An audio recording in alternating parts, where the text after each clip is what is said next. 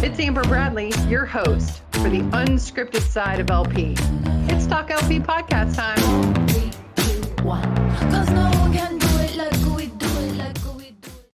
What's up, TalkLP fans? It's Amber Bradley back, your host with the mostest on this podcast day, Talking Tech with Tom. What's up, Tom Meehan? How are you? Happy New Year. Good to be here. New Year to you and yours at Controltek, sir. Thank you. It's exciting. It feels like we haven't talked in forever, even though I know everything's a time warp, but I think we haven't Oh talked my for God.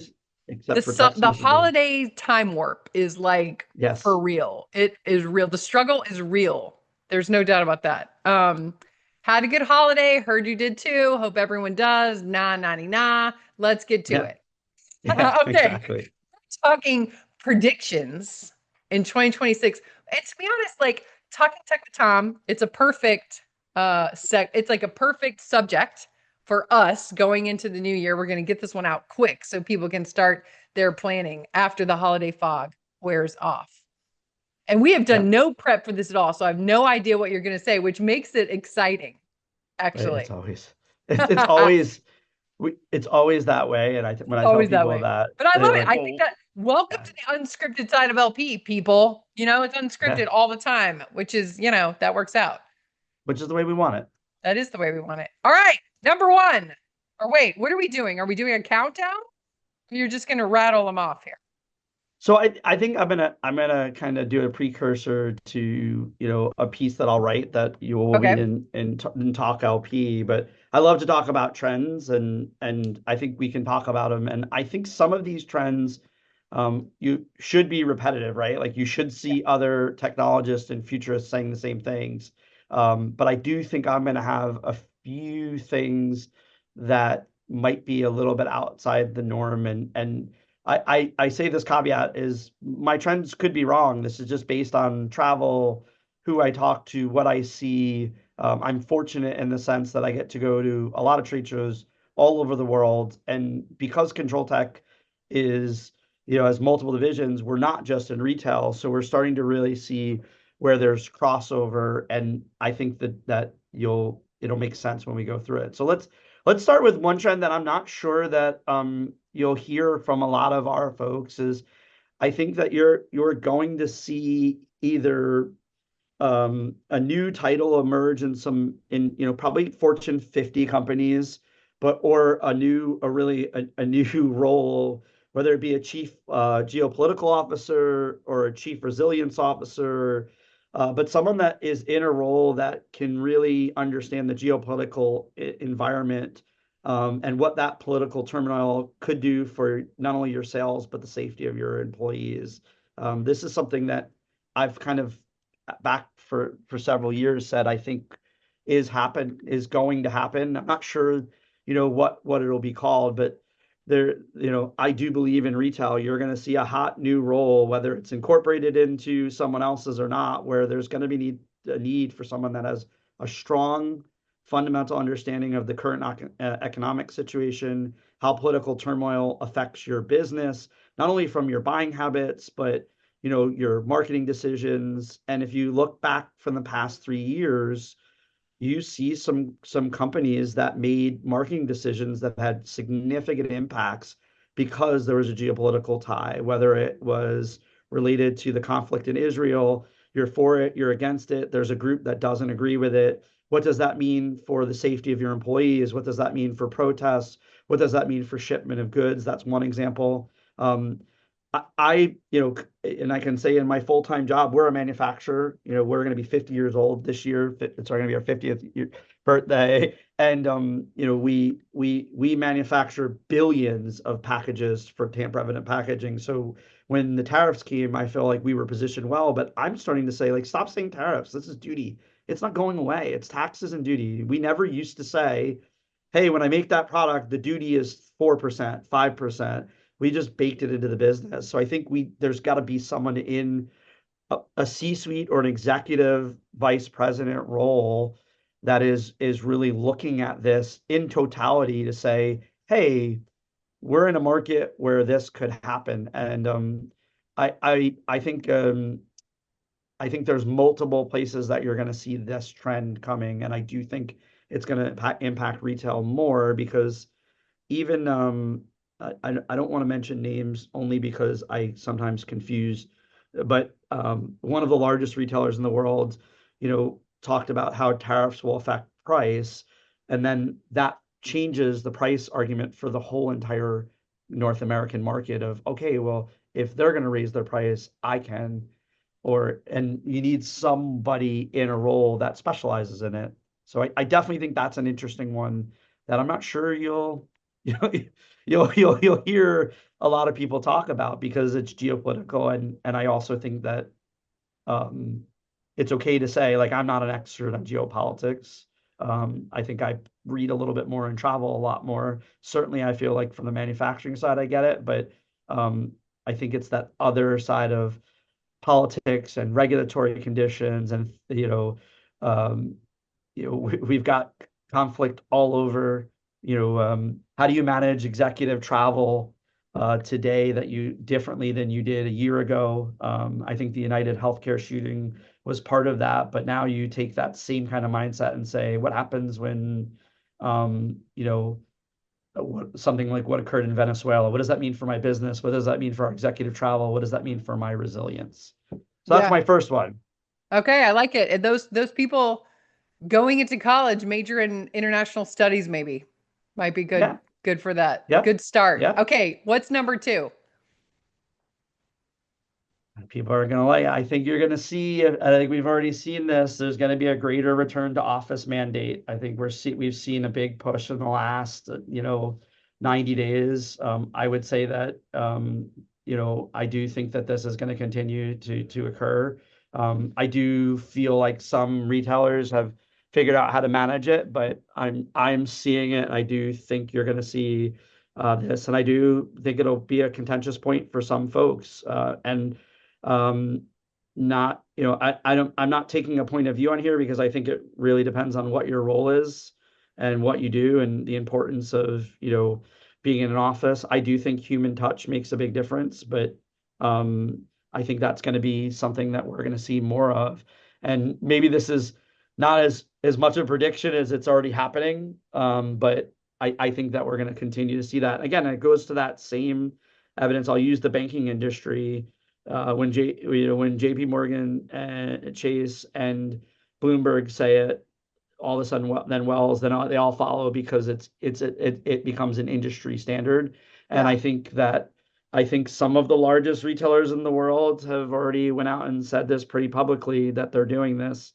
Well, and you So want to say honestly, like, duh, right? So when yeah. COVID hit and everyone was like, people can work from home, and it was like, and we all those that have worked from home for a long time were like, no, only certain people, certain roles can work from home. Mhm. So then you're like, oh, we're giving up all of our office space, and we're all sitting back going, oh, okay, when is this going to come back? So what your point is, if you're thinking about quitting because you can't work from home every day of your life, you may want to rethink that because that's the trend. That's what everyone's going to be saying.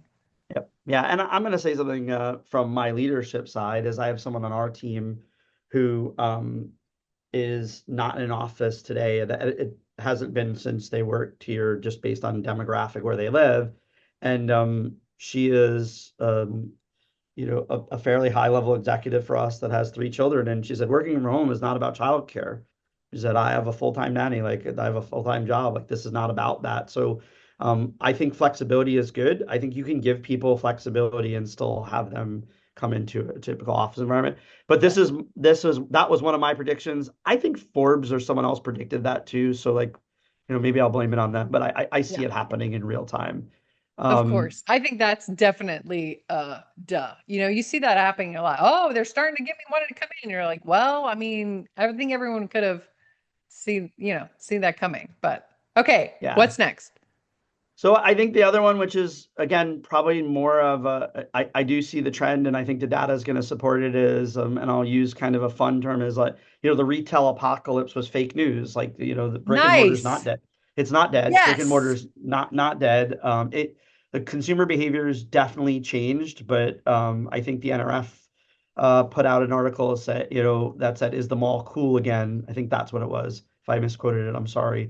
But you can see, we can actually see on paper that certainly post-COVID, there was a change in adoption. So I think pre-COVID, you're at about 10%, 9 to 10% online sales. Then during COVID, it skyrocketed because stores were closed.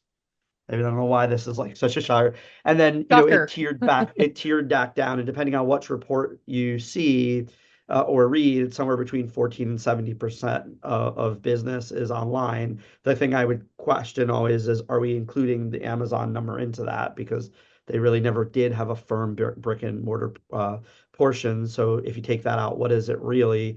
And there's a lot of information that is really saying that while the younger generation pays differently and shops differently, that you will continue to see movement. And actually, the data supports that the traffic was up and the demographic was there. People like people, they like experiences, they like to interact. So Yeah. I think we'll continue to see that trend. With the next statement, though, I think that you are going to continue to see, I don't know if omni-channel is the right word. I don't know if that's the right word anymore. I think, some folks, and I'm not a big buzzword guy, use the unified commerce, all of these things.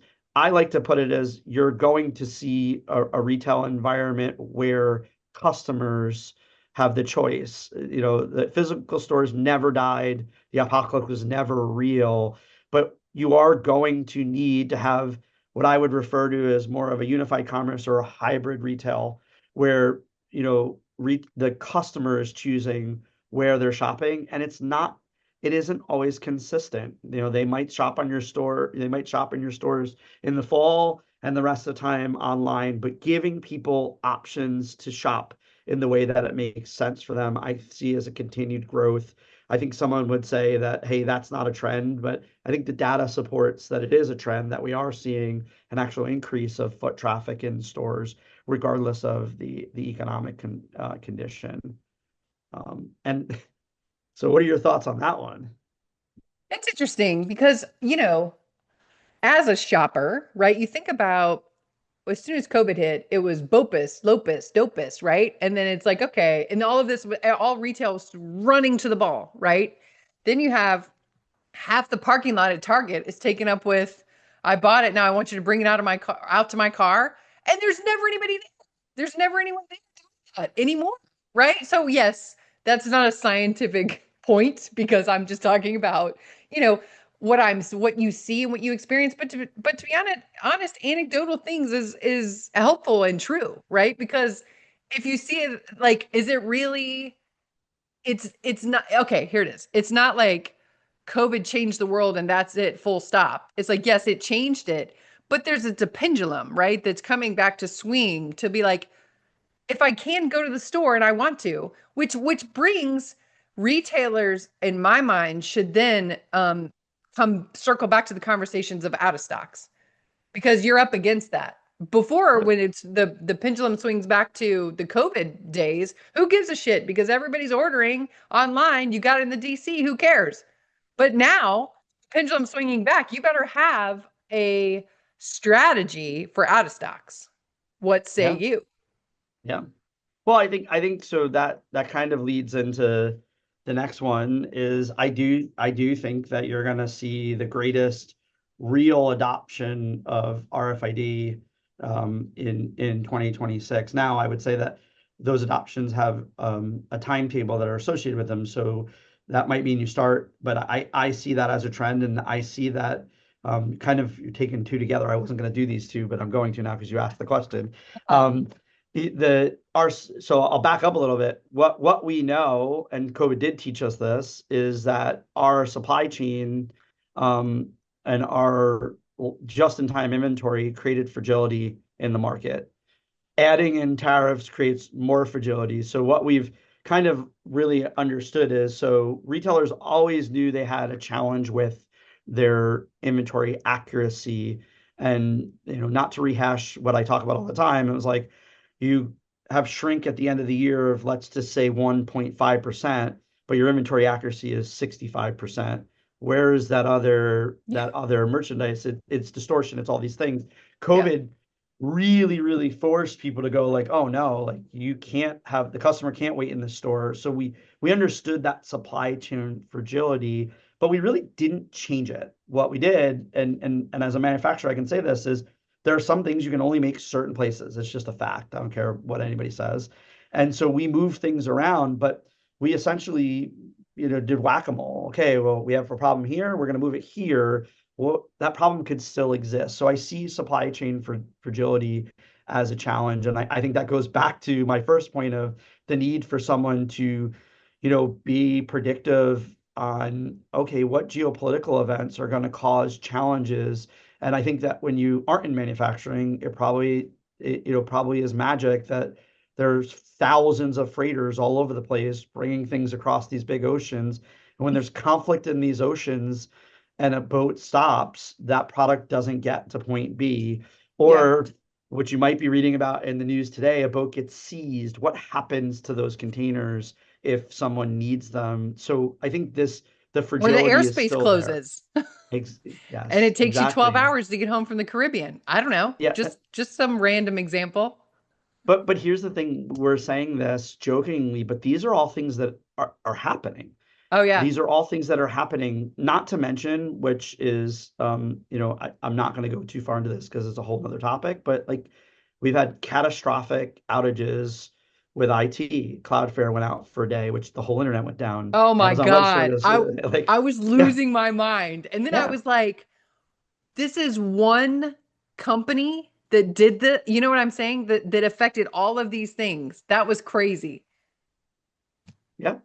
So I think that's the one that I think is the big one. Supply chain chaos didn't end because, after COVID. It's now normalized. It's now okay. Well, we dealt with it once, so we'll always be able to deal with it. Freight and fluctuates, global conflicts, raw material shortages, all of these things that if you read the Wall Street Journal and you're really in tune to manufacturing, you'll understand rare earth metals, cell phones, everything, and all these things all have a place. So I do think we still have a fragile piece of it.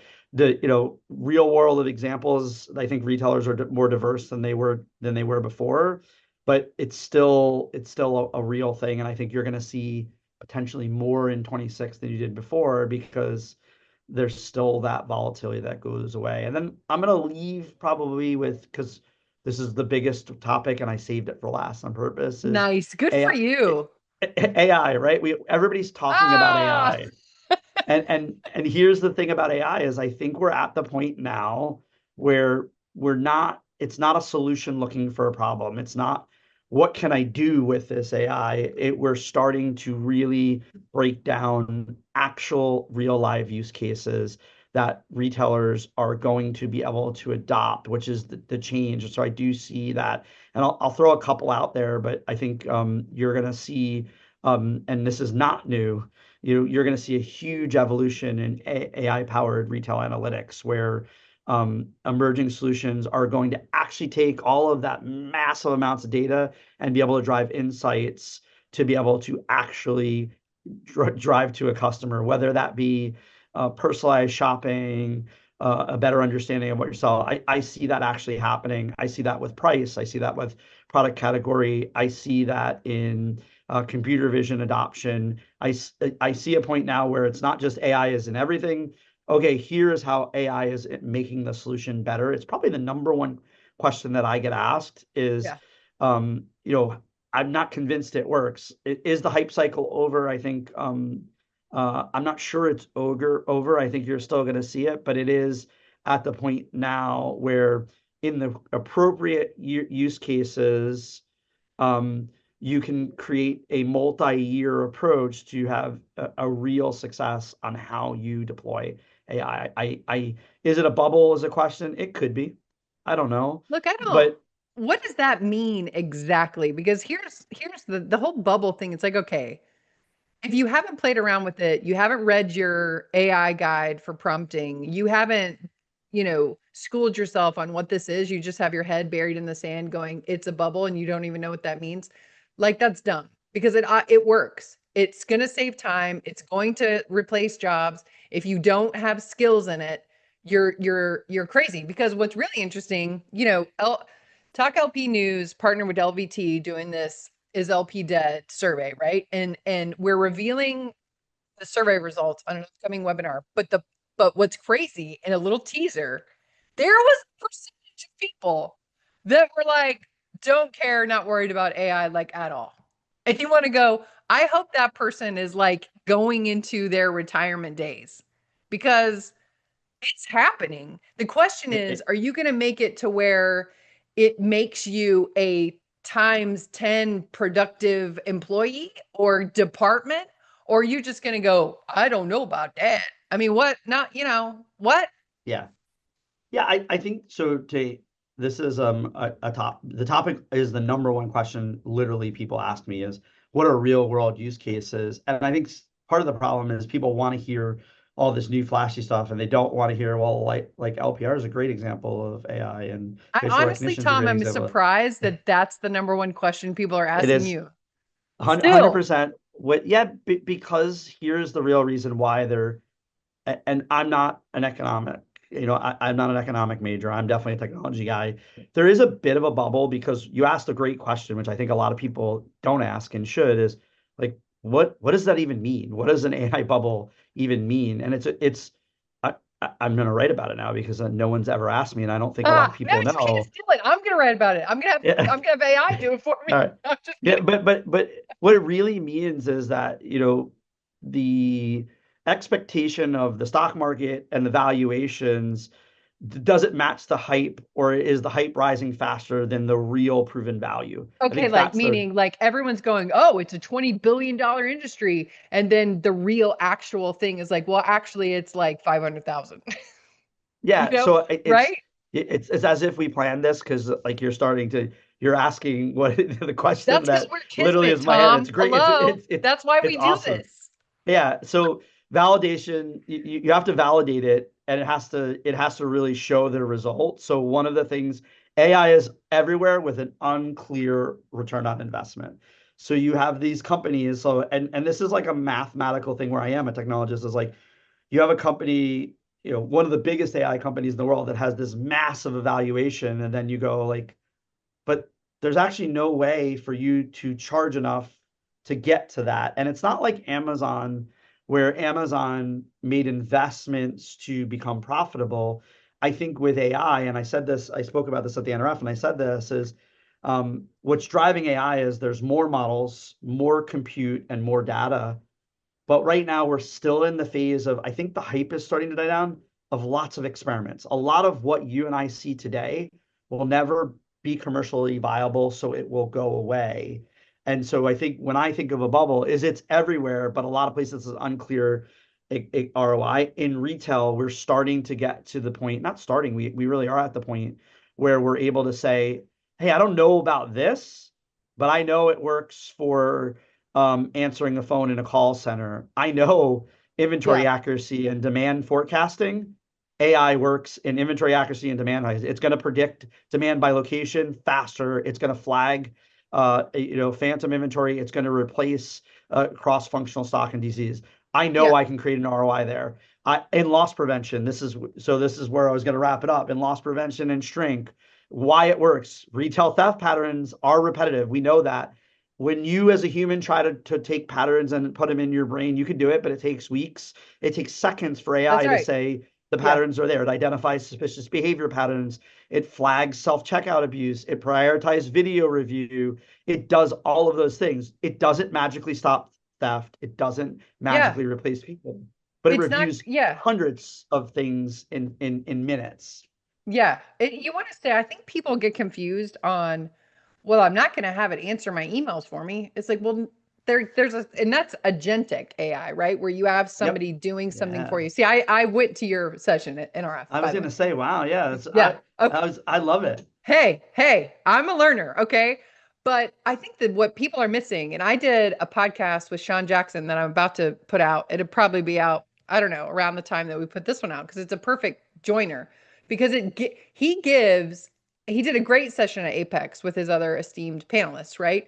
But a lot of people were like, I love that he gives actual ways to use AI, because people are like, oh, well, if it's not going to answer my emails for me, what would I use it for? You want to go, okay, how about the fact that it can analyze all this data, and Sean Jackson gives you exactly how to do it, even analyzing workers' comp claims that are potential Yeah. fraud, and then you're Yes. teaching it what fraud looks like, and you want to go, okay, that didn't replace the people that are identifying fraud. It just helps them work faster.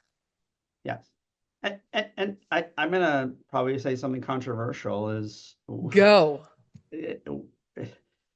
does does any how many of your listeners work for nonprofit companies? Like we have to reduce our labor force. What did you start with? You can't find people. We have to institute technologies to enhance our workforce because the workforce is changing. So if you work for a for-profit company and you spend the time to hone your skills and become an expert at your skills and how it applies for AI, you're probably going to be okay.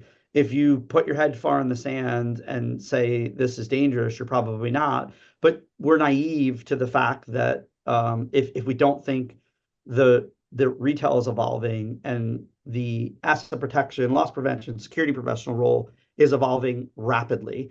And I think, at least from my perspective, this isn't about being hyper technology focused, and this is another controversial thing. People will call like, I need the next big thing. And it's like, that's like asking, that's like saying the magic pill. There isn't a magic pill. It's a combination of it's a combination of human capital. It's a combination of training. It's a combination of community outreach and working with your community. If you can do everything right, but if you don't have legislation, police departments, and everybody backing you, then it doesn't matter what you do. But I do think we are in a point where people's jobs are going to change, and that does mean that there will be some jobs that go away, but there'll be other jobs that are created. And I think that's the big key. Yeah, And I that's the say it every point. time with I AI. love that point, because a lot of people are like, ooh, weren't, Eeyore. And you want to go, look, if you can figure out how to do your current task faster, and you're actually expanding your skills, I don't know, doing some professional development, crack a book, it's like you may learn other things to help your organization that now you have time for, because you're Yeah. not spending 7 hours trying to identify an outlier that your exception-based reporting missed. I don't know. You see what I mean? Yeah, no, I think I completely 1000% agree. And I think that if I was still in retail today, I would be investing a large amount of my time, just like I was with technology, to say, how can I develop more insights, get more results faster for the organization? Because if you can, reduce your shrink, increase profit, reduce customer friction utilizing AI, nobody's going to get rid of you. They're just going to give you more money to invest. Like, I mean, Yeah. it's just a reality. Yeah. That's where we're at. So Well, that's exciting. And I love these trends. Is that it? You ended with the that AI one. I knew it. I ended with the AI one. There are a few other ones that if you're listening to this and you're not subscribed and you're not getting the retail rundown, it's probably a problem. So we'll put a longer list with some real world examples, because one of the things I tend to try to do is I want to oversimplify it. I want people to be able to take some of these AI, like when we talk about agentic or all these things, and understand how it relates to them. And so that they can go like, that's not really agentic AI, that's just AI. And in LP, we're probably not, maybe I'm wrong, but you don't want the computer making decisions for you yet. You don't want Yeah. it to go like Amber Bradley and Tom Meehan are doing something bad. You want to go like, you want to look at this to see if they're Yeah. doing it. And I think Yeah. that we're there. It's going to be a fun technology year. I think this is going to be an evolutionary year with data centers and all those things. I also think we're going to see a very interesting geopolitical year. So with that, with both sides, we'll have a lot of fun with the tech, and we'll have a lot of things that I hate the word, but still some uncertainty, and like, how's that going to impact me? What's that actually going to do for my business?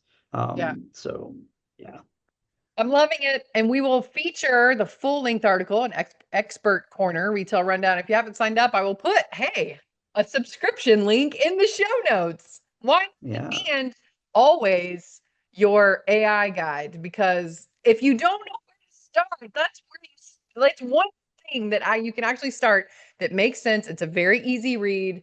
Tom will help you start figuring out how to expand your Yeah. mind and skills. Boom. Pin drop. You're gonna see new guides. There's gonna be new guides. There's a security Sweet. focused one that will get to you right after this. I'll set it, and then we're gonna continue to drive because much like everything else, technology evolves. AI evolves super rapidly. So a lot of the things, everything in that guide still works, but we're light years ahead. It's pretty wild what you can and can't do. Cool. You guys got started. All right. Thank you for listening, everyone. you. That was Talking Tech with Tom Meehan. If you don't know Tom, hit him up on LinkedIn. We may put his information in the show notes too. Why not? All right, man. We'll see you next time on Talking Tech with Tom. Thanks. Thanks for having me. Cause no one can do it like we do it, like we do it, like we do it. Cause no one can do it like we do it, like we do it, like we do it.